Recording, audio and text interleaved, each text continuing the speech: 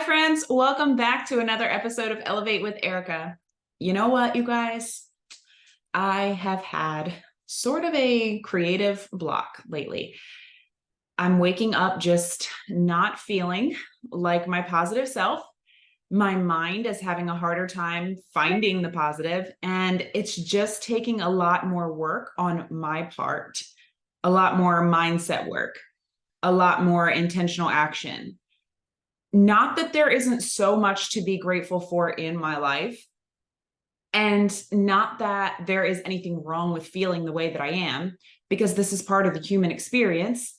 I wanted to bring this up today because people see me on social media in my stories and they DM me saying, I need your energy in the morning. But I don't just hop out of bed feeling like that every day. And I'm putting my face in my stories after I've taken intentional action to shift my mood. Like, trust me, you would not want to see my face in my stories still laying on my pillow. I'm just not physically ready, but I'm also not mentally ready. And I rely heavily on my morning routine. I like to keep it short and simple. And I've figured out what works for me. I tried journaling and it just wasn't the right time of day for me to be doing that. Like, I just don't want to get out of bed any earlier than I have to go write my thoughts on a piece of paper before I've even moved my body for the day. It's just not the right time of day for me. But what does work for me is to get right into listening to music or motivation as soon as possible. And then from there, I do like 5 minutes of gratitude, 5 to 10 minutes of personal development. And lately, I've honestly been allowing myself a little bit longer for that because, like I said, I just feel like my mind needs a little extra hug. My all natural pre-workouts, and then honestly, talking in my stories, inspiring others, inspires me. So I actually consider that part of my routine as well when I'm able. And then also pushing play on a workout. So that simple morning routine has been a saving grace for me. I don't know, maybe I want to say the past couple of weeks, but if I'm being honest, it just feels like this is dragging. So it's probably been like a month where I've just not really felt like myself, as far as waking up in the morning and being able to easily find joy and feel excited. So I still don't necessarily feel 100% like myself at the completion of that routine, but I feel better. And that's worth showing up for. You guys know I'm big on astrology. And as I've mentioned before, today kicks off Leo season and I am a Leo. So I am hoping that changes things for me a little bit. I'm ready for that Leo energy, that big, big energy.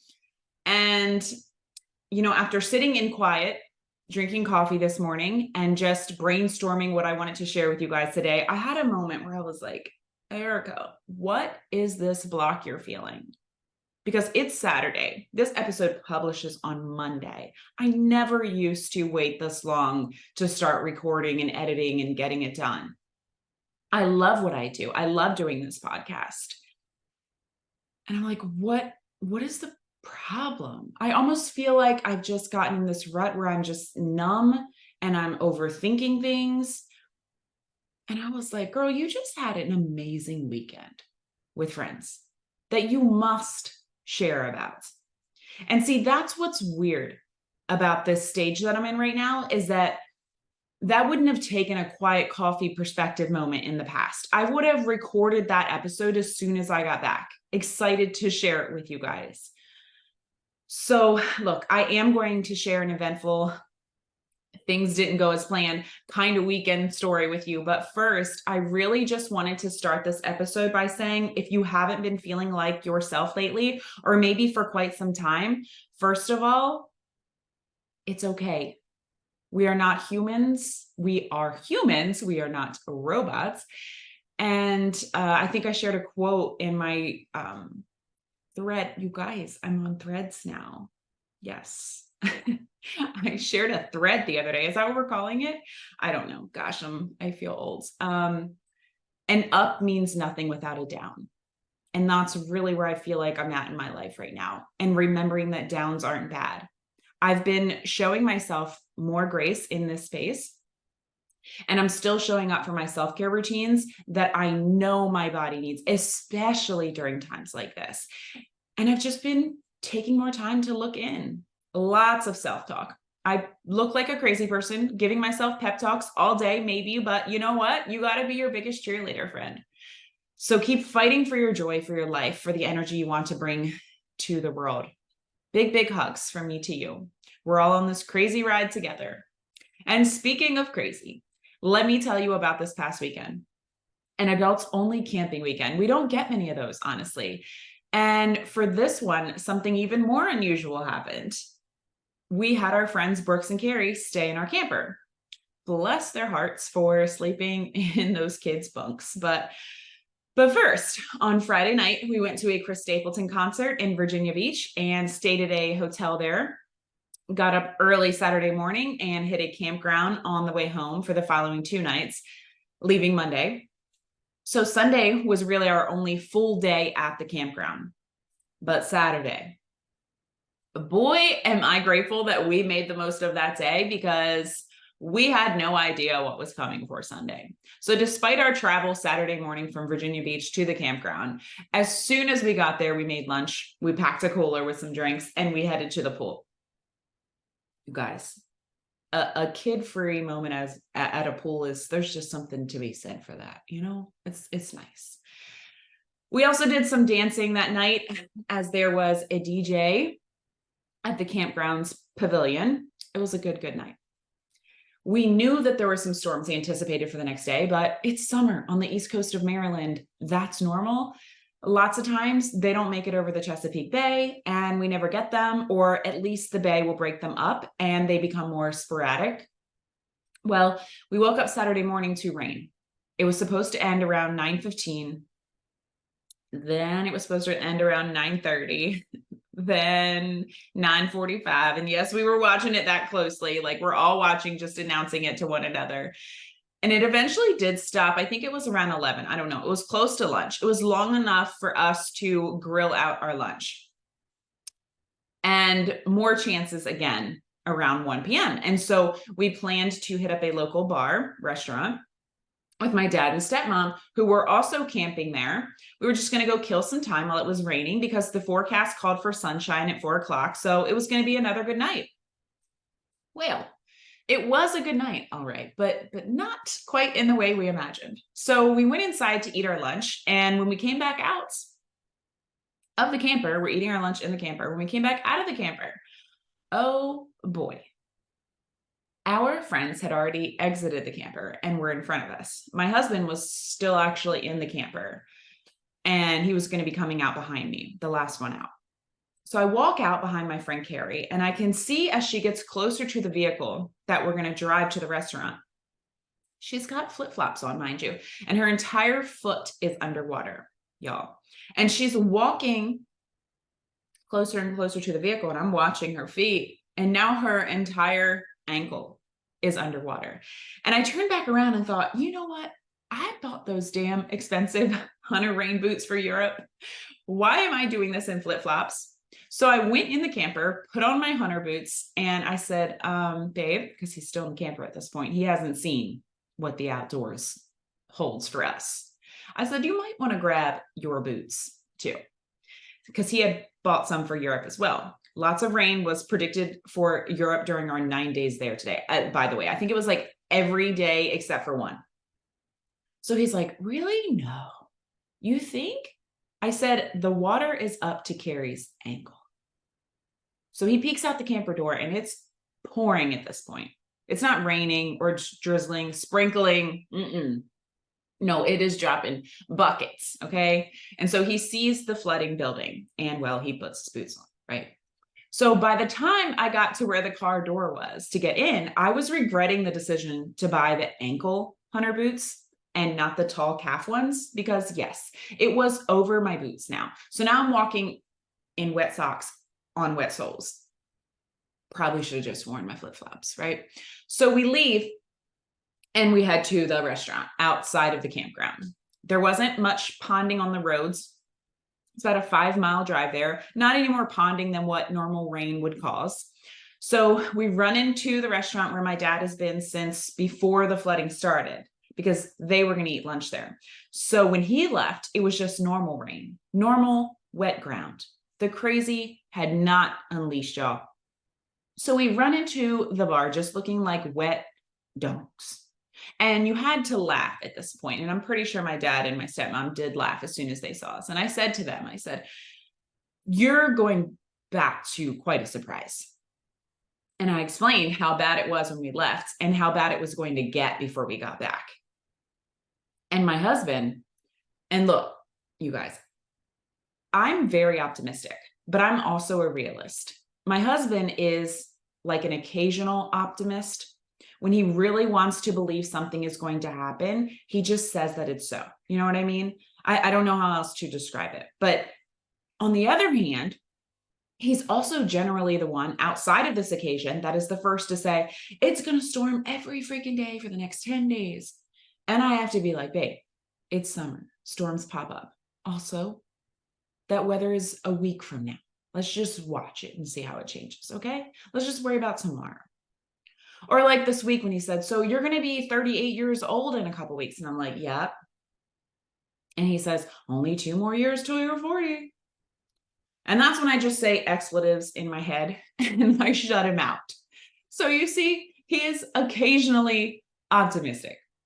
Anyway, he's telling my dad, it won't be that bad. You know, it's about done.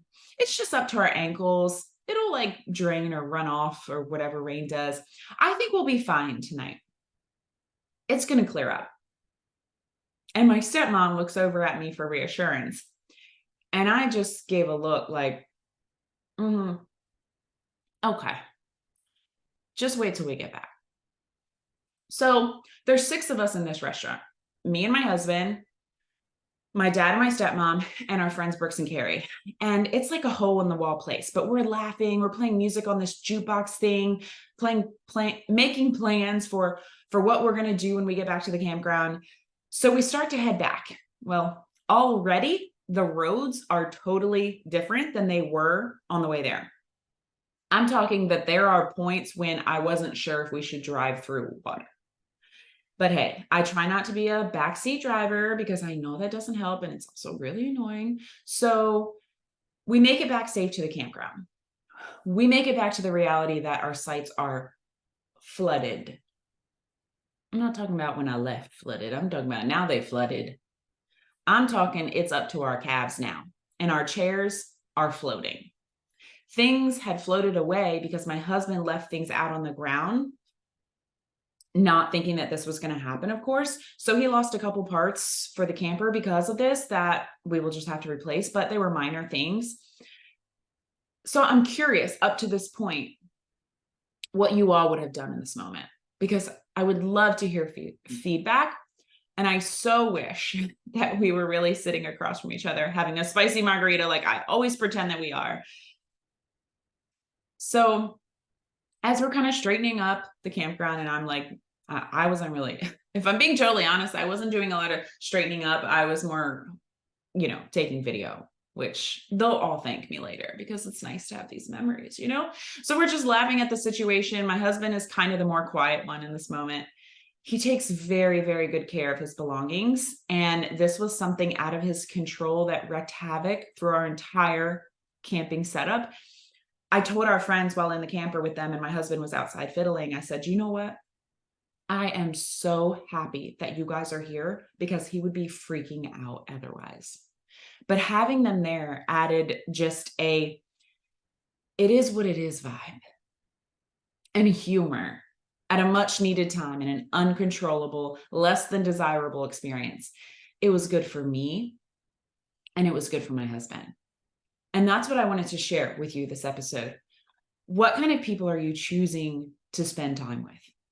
We know energy is contagious. Hell, even virtually, energy is contagious, right? I will quickly unfollow someone who is bringing negative vibes to my feed constantly. And it is okay to unfollow people in real life too. I've never had a huge circle of friends, but it was bigger, at least when I was younger. Yes, because I didn't have kids, but also because I had more available energy then. I think as you get older, you get more selective about who you surround yourself with because we all have more to tend to at this stage in our lives. The last thing we want is to finally create some free time out and be surrounded by someone complaining the entire time about things that we can't control, right? Or things that they aren't going to do anything about. Brooks and Carrie are amazing parents. They don't get much time away to just the two of them. And so for them to actually come and stay with us for a weekend, kid free, it was a big deal. And I just have to say, I'm so glad we didn't waste it sulking about the flooding or the never ending rain or the items that floated away, because I bet we can all think of some people in our lives right now who wouldn't have handled the situation the way that we did that night. And I know many of my listeners here were watching my stories during that weekend. And so you know exactly how we handled it. But if you didn't, I'm also going to create a little reel to promote this episode. So stay tuned to my Instagram at Miss_Erica_Renee. We played cards and shot roulette, which I don't recommend, but also recommend. And by the way, it is fun to play with or without alcohol. We sat outside while my husband was cooking dinner in water just barely not entering his ankle boots. His ankle boots are a little taller than mine, but he had to walk very, very slowly for the water to not go in. Like, don't create any wake around the boots kind of situation. So I've got great pictures and videos of all of this. Seriously, you'll have to just stay tuned to my Instagram to really understand. So we drove around on a golf cart playing music in areas that we probably shouldn't have been riding the golf cart through. We honestly just didn't let it ruin our weekend. Troopers. That's the message I kept getting in my DMs that day. And we sure were. You truly are the company you keep. So I would just say, audit your circle, because you never know who you're going to end up in a stressful situation with at any given moment. Don't make it more likely that you get stuck in one with someone who couldn't find any joy to squeeze out. Because in a situation where most would have packed up and left or just sulked in the camper on their cell phones, which the signal was terrible anyway, but still, we did none of that. We made memories, and it's a camping trip that I'll never forget. The people you surround yourself with will influence how you think, your definition of success, your response to stress, and the standard that you set for yourself. Your response to stress. This is why my husband and I complement each other well, because sometimes his initial response to stress is more panic than mine, but yet he's extremely clever and handy. And so once he feels my energy of, let's just take a breath, he comes up with ways to remedy situations that I wouldn't have thought of. Your response to stress is affected by who you have around. And having our friends there that weekend was a godsend, honestly. Typing this episode, I'm realizing that I need to tell them one more time. We didn't worry ourselves with what it would be like to pack up the next day, if we would still be flooded. We lived in the moment, because in the moment is what we could control. It's all we could control. So as you embark on this journey of finding and nurturing meaningful connections with people, just remember that who you surround yourself with can significantly impact your response to a stressful situation and shape your overall outlook on life. Seek out those people who help you live in the present, feel joy in little moments, and make the most of any situation, no matter how challenging it may seem. Take a moment to audit your circle, friends.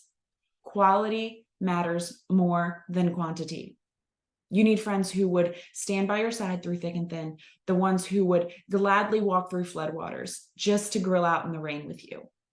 These are the friends who can laugh with you when things don't go as planned, and who can help you find the silver lining in even the most undesirable circumstances. If you haven't found these special friends yet, let's do it. Let's do it. Making friends as an adult can be challenging, but it's worth the effort. Be open to new experiences, join clubs or groups that align with your interests, and put yourself in social situations where you might meet like-minded individuals. It's one thing I think the pandemic kind of got us out of the habit of doing, is putting ourselves in social situations, but it's so important to find your people. I'm honestly not great at making friends as an adult either, but I just listened to this great podcast episode on this topic. Consider checking it out. It is on the Mel Robbins podcast. The episode was dated July 10th, titled Where Did All My Friends Go? And it had some great tips. And here's the thoughts. If you have those wonderful, uplifting friends already in your life today, when's the last time you let them know how much they mean to you?